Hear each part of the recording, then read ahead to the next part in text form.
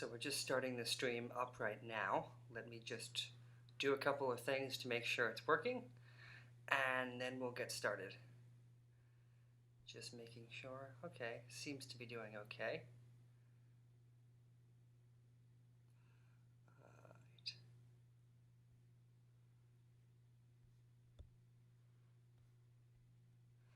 Hopefully our internet will cooperate with this here, because we don't have the best internet.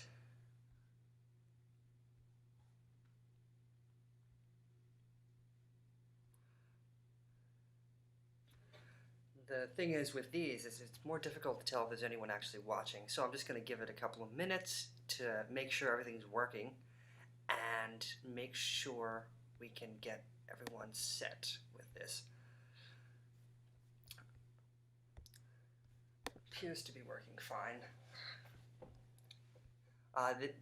This concert on Friday we're really looking forward to, because it's the first time that we get to start back with in-person concerts, and we're doing the best that we can to make sure everyone has a good experience, but also a very safe experience, with distancing in the hall, masks, everything like that. All right, well, I think we'll just kind of let people trickle in, and hopefully, if anyone isn't able to watch it now, you can watch it later. That's why I decided to switch this to the YouTube broadcast as opposed to the Zoom, because that's more difficult for trying to archive and put up online, whereas this just goes directly up onto the internet. So the program for both the concerts on the 3rd of July will be the same. I will be playing the first concert outside in the town park at 2, just so people can have a picnic, and if you're not comfortable being inside at the moment, which is completely understandable, then you'll have the opportunity to be outside and eat something, enjoy just being outside and eating. Hopefully the mosquitoes won't be too bad.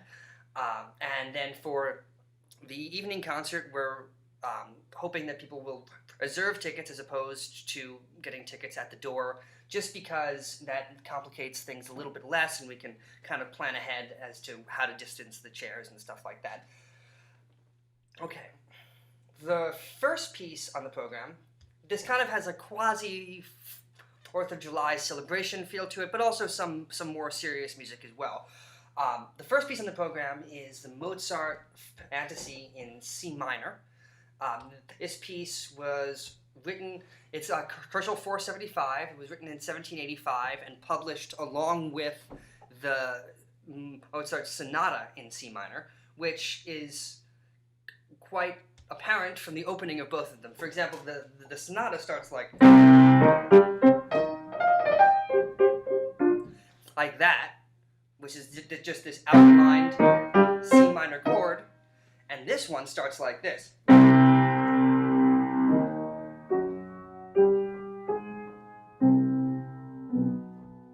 So slower, but we still have the C minor chord outlined with a little bit of a weird decoration there.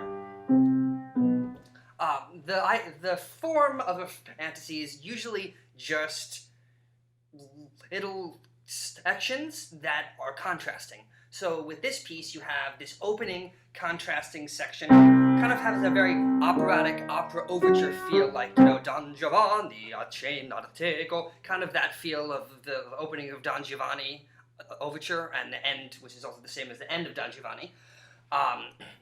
It has that kind of a feeling to it, and we also we get a lot of bizarre harmonies and patterns that you wouldn't expect from something like this.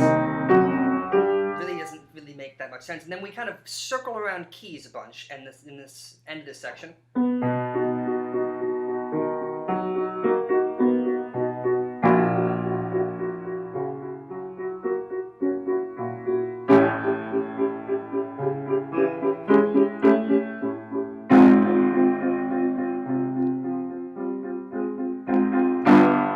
You can almost hear with this section, the violins and violas playing, and then the cellos and basses playing.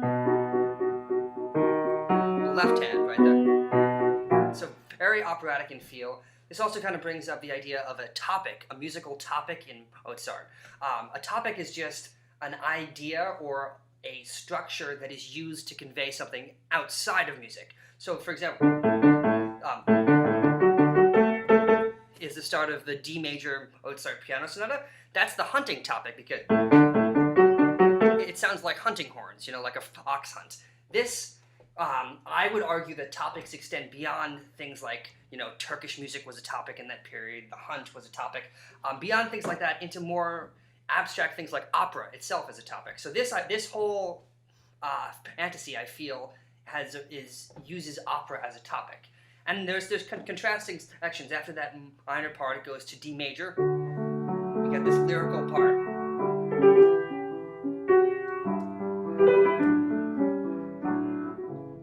Then this is followed by a section which there's kind of a debate whether this should have some mode mixture in it. And when I say mode mixture, I mean borrowing chords from the relative minor key. So instead of all the chords associated with D major, we get some of the chords associated with D minor.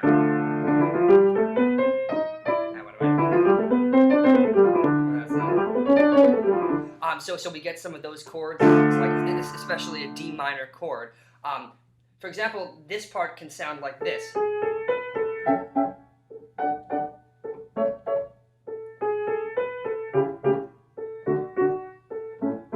Which sounds okay, but there's new scholarship that plays it like this.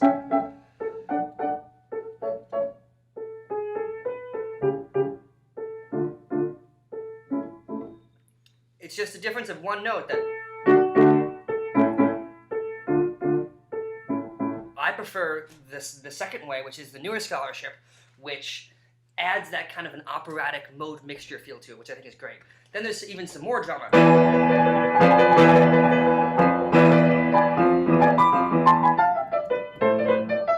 It sounds like kind of the quick part of an operatic overture right there. And there's a lot more contrast and stuff like that throughout the piece, but I don't want to spend too much time on it because I want to talk a little bit about some of the other pieces that I'm playing. The next one on the program will be Schumann Waldszenen, which translates to forest scenes. It was written between 1850 and 1851. Schumann described it as essentially these pieces were just like he described them as like a signpost on a journey. So like a little musical vignette to show places of travel. And I think it kind of relates very well to Maine, because Maine is a region that a lot of people from around the world travel to, and to see different locations. And there's a lot of things I often thought it would be very cool to do this piece in combination with an art installation, because each piece is essentially its own little painting. And so the first one is called Entritt, which means entrance, so it's just kind of an introduction.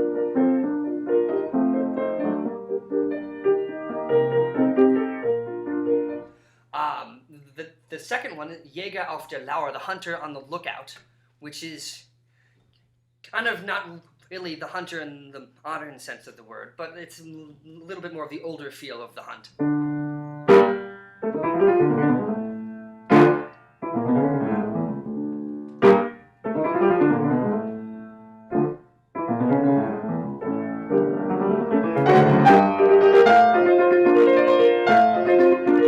You can even hear some of those hunting horns, like I was talking about with that hunting topic. I kind of hear that as kind of a hunting horn right there. The third one, Solitary Flowers, kind of paints sort of a lonesome picture, which I think it's kind of funny that it's called Solitary Flowers, Einsame Blume, because of the fact that essentially, well, the left hand kind of portrays a little bit of a stark accompaniment for the right hand, but the right hand has two voices, so it's not necessarily solitary.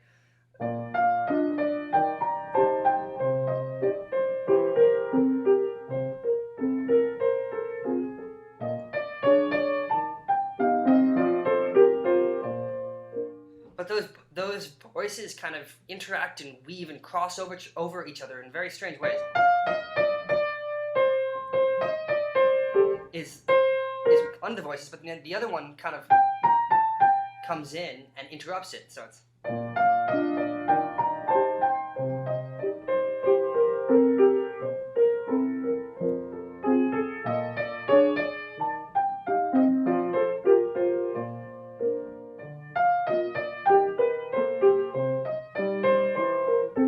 so the voices kind of trip over each other in kind of comical ways almost to my ear.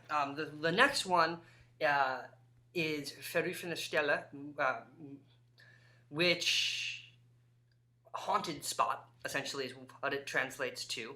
And I'm going to play you this one comparison, see if it will come through from my computer. This is just something that I really think of when I hear this one.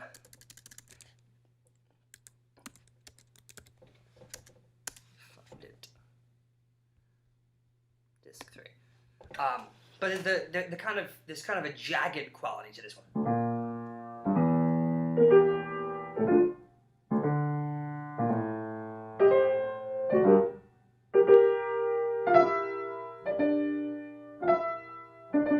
But there's this one really cool part at the end where you get this one note that just keeps popping out that's a half step above where it should be, essentially. So you get...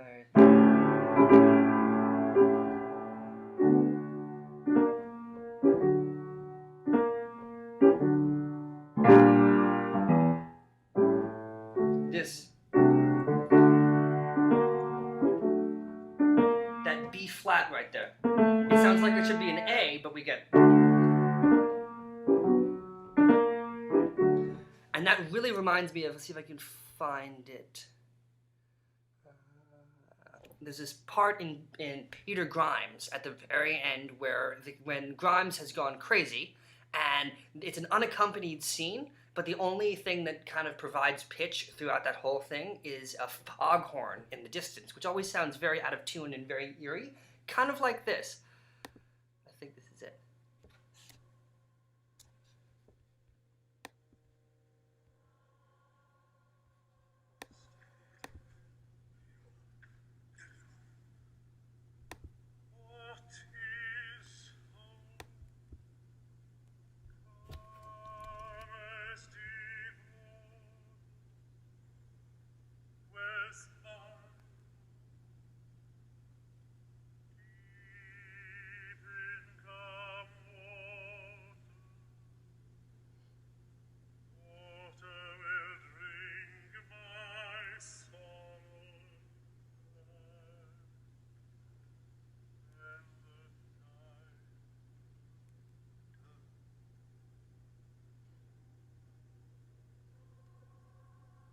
Steady, they were nearly home. The first one died. Alright, I'm going to stop that right there. I'm not sure you were able to hear that. It's a little bit quiet how it comes through. I'm going to turn my mic down just so I'm not... but basically, there you can hear the chorus in the background saying Grimes, and it kind of sounds like the foghorn as well, but then you hear that out-of-tune note there. That's quite cool, but it really only works very well in person. It's towards the end of Act 3, if you feel like looking up, after the final interlude of that show. All right, now the next one, Pleasant Landscape, you kind of get this kind of a rolling hills feel.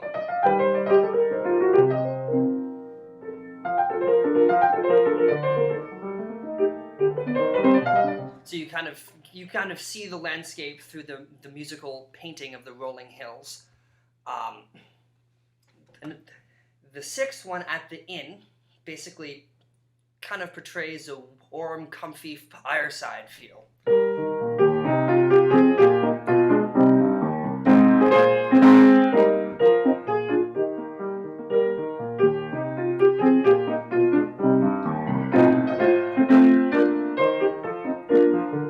After like a long day of hiking or something like that, you're at the inn. Number 7, Vogel als Prophet. This one, Bird as a Prophet. This is a very interesting one because it's not really necessarily a specific scene, but it's kind of an eerie quality, referencing birds. And let me play a little bit of it.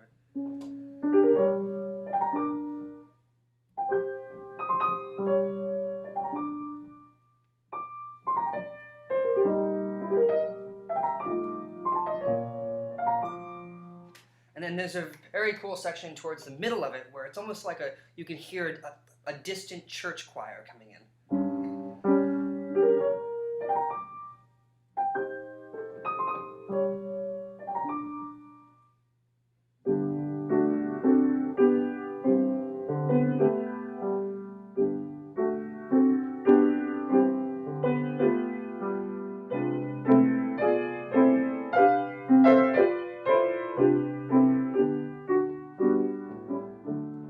So on and so forth. The eighth one, Jagdenlied, hunting song.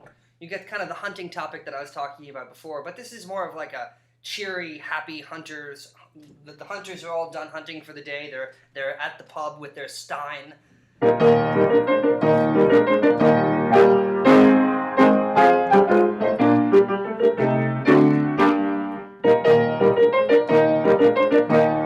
And this one leads to the final one, Abschied, which is farewell. And you kind of get a little bit of the character of the first one, but with even more of a nostalgic feel to it. The first one has a very nostalgic character to me. So like you're almost, this whole journey feels like you're coming back somewhere. And this is kind of another one of those, like in the Goldberg variations, where the beginning is kind of the same as the end. So it kind of ties the piece up very neatly.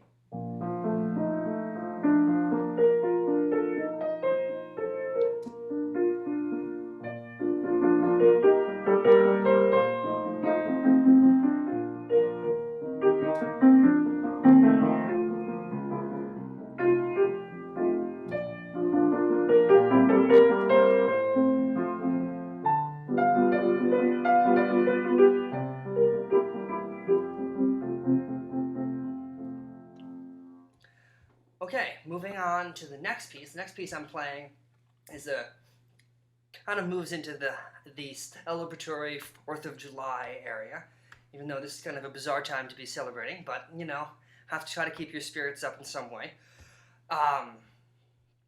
This is the Chopin A-flat Polonaise, which is nicknamed the Heroic Polonaise. It was actually nicknamed based on the correspondences between Georges Sand, who was Chopin's on-again, off-again girlfriend, who was a writer during that time, and she named it the Heroic essentially in the correspondences because of the character it inspired in relation to the Revolution of 1848. And the Revolution of 1848 is essentially, most of you have probably seen that painting of the woman climbing over the barricade, dramatically holding the French flag. That was the Revolution of 1848. Barricaded streets, a lot of civil unrest, which is kind of similar to what's going on right now. So this is, I guess, strangely appropriate. But this piece starts with kind of a little bit of an introduction, then it gets into the Polonaise rhythm.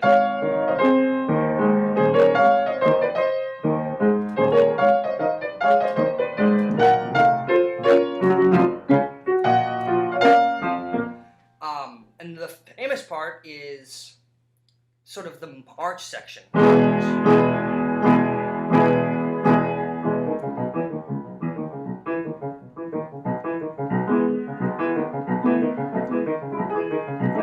And this section, let me aim the camera down. Basically, you start out with both hands playing this, and then you have to switch and do it with just one hand.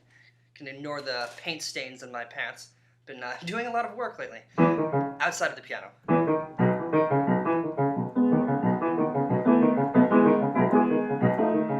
So essentially that carries on for a little while, and it gives it that arch, heroic character. And then the middle section, or the opening section, returns at the end for a dramatic finale. And, okay, now I think that's all I want to say with this one.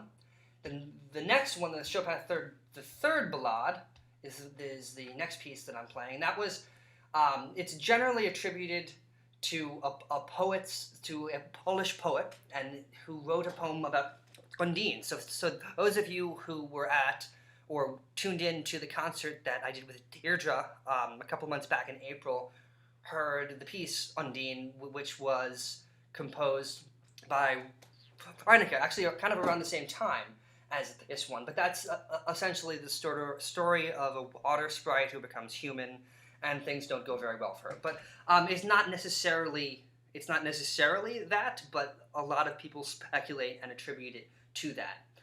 The form of a ballade generally references the sonata allegro form in some way, which is to say that you have the exposition, which shows the material, then the development, which kind of plays around with that material, and then the material comes back at the end.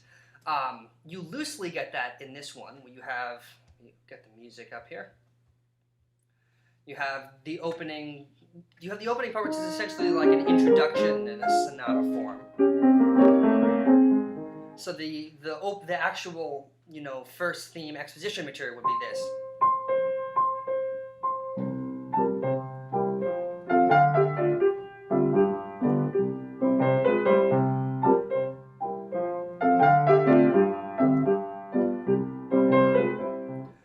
There was also some people, I forget exactly what the poet is in the poem, but there is a poem that involves, a ballade poem that involves a horse that people have referenced in relation to this, because this kind of does have like a lilting feel to it. But those are also all anecdotal as well, so not really proven. Then you have kind of a development section, which kind of plays around the material. And then it comes back later at the end to the opening material with the referencing to the introduction. This kind of.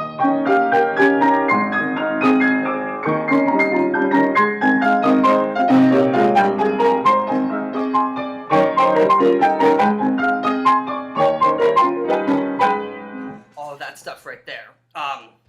And it's not really it's just sort of a loose construction form, kind of like the fantasy form. The word ballade relates to like a ballad poem thing. So it's essentially a piece that is constructed based around poetry, and as you would construct poetry, kind of like that. Alright, the last piece, which is the real 4th of July conclusion, is by an American composer. We don't usually hear a lot of pieces by American composers, but this is by the composer Louis Moreau Gottschalk, who was a composer from New Orleans before the Civil War, lived through the Civil War. After having gone and studied in Europe, he came back, lived in New York, supported the Union during the Civil War, even though his home state was in the South. And this piece is actually, incidentally, called A Union.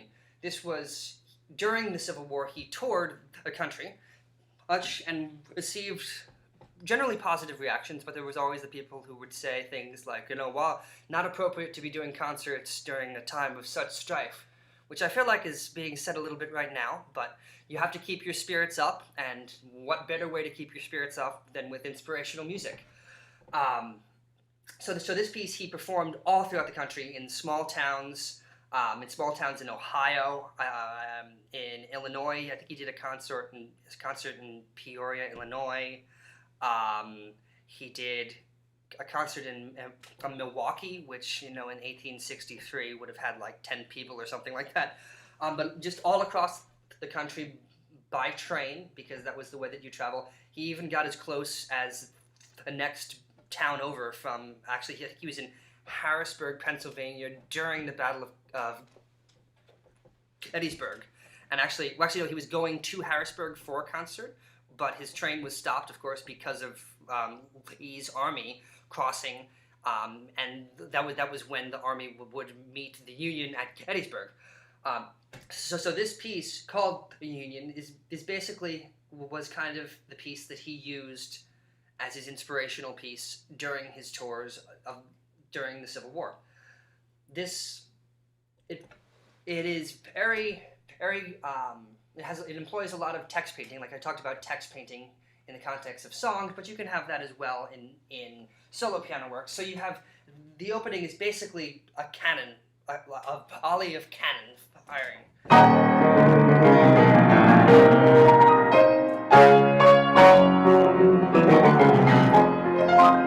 You can hear the drama of the battlefield with all that, and then that kind of improvisatory passage goes on for a very long time, for about 4 pages of just improvisation, and then out of that comes sort of a war-torn rendition of a melody which I think you'll recognize.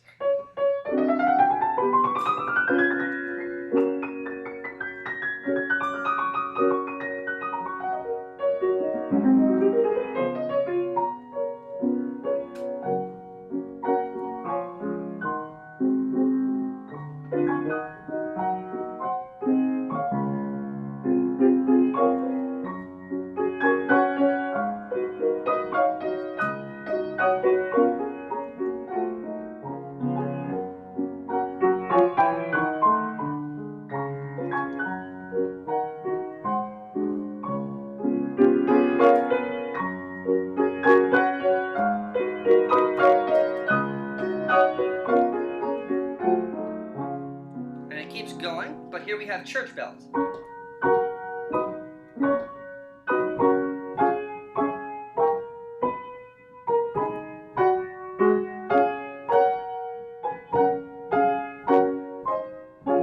He creates a very cool texture where you hold one note down, and you can't really see my hands here.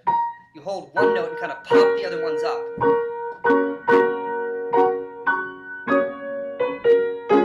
It kind of creates that sort of church bell feel to it. Then we get a rendition of Hail to Columbia, which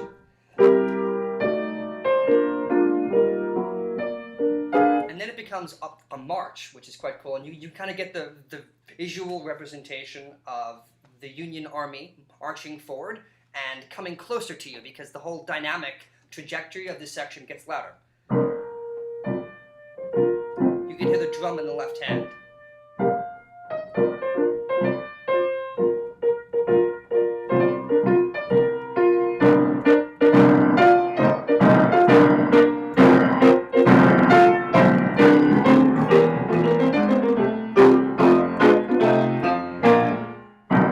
So you can, and then it gets softer from that point. So it's like the army's going away.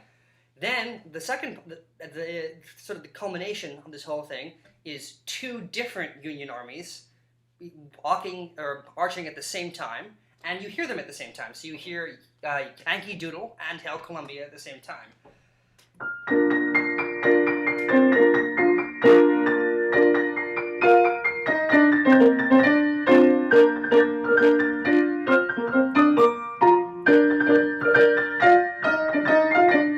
And that breaks off into a trumpet fanfare, which is accompanied by what I interpret as cannon fire.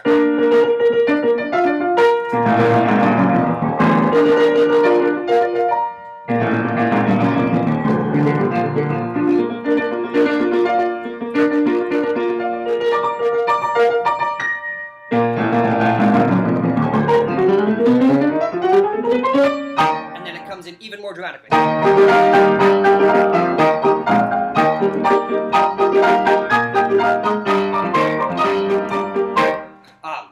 Yeah, so actually, the reason that he wrote it so Hail Columbia was there as opposed to the Star Spangled Banner is there was a debate as to which one should end up being the anthem. And I guess he favored Hail Columbia as the anthem, which is why the Star Spangled Banner didn't make it quite there. Just one last note about this piece. I feel like this is an appropriate conclusion because of the Civil War, and we are kind of in a time right now where the country feels almost as divided as the Civil War, and I feel like this is sort of an appropriate way to try to bring people together through music and through the ideals of what we should and can stand for. So on that note, I'm going to end this talk, and I hope you can all make it to either the pre-concert performance outdoors in the park at 2 o'clock on Friday, this coming Friday, the 3rd of July, or you can reserve your tickets for the 7 p.m. concert at Hammond Hall. The program will be the same for both, as I said before. If you can't, the 7 p.m. concert will be streamed from Hammond Hall, so I hope you'll be able to join then.